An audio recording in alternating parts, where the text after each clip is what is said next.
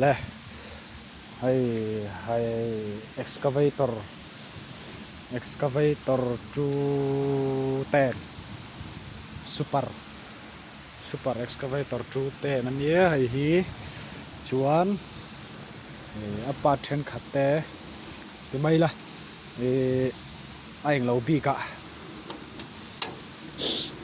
hydraulic pump bi cả hiền kan soyang á thim deuh hlek tua ngoro thim deuh hlek tua thì khan tlem chuna eng deuh nga han soi puranga ngoro thì dọc khan le eng dawang nei hi 210 LC excavator Tata Hitachi hydraulic pump ania chuan apai phi kan soi ma saberanga hei hi tanki atang rongkal hei hi main pipe ania chuan heta chunga hian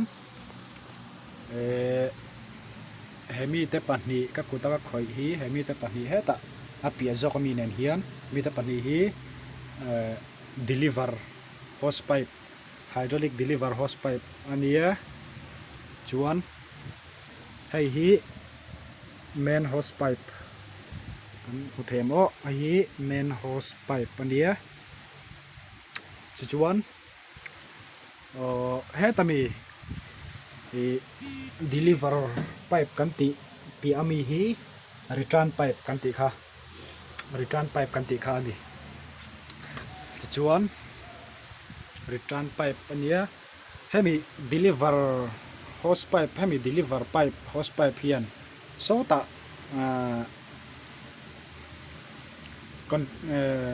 control valve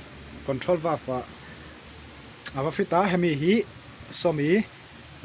makina kan la soinga a cabin atanga a cabin lever pani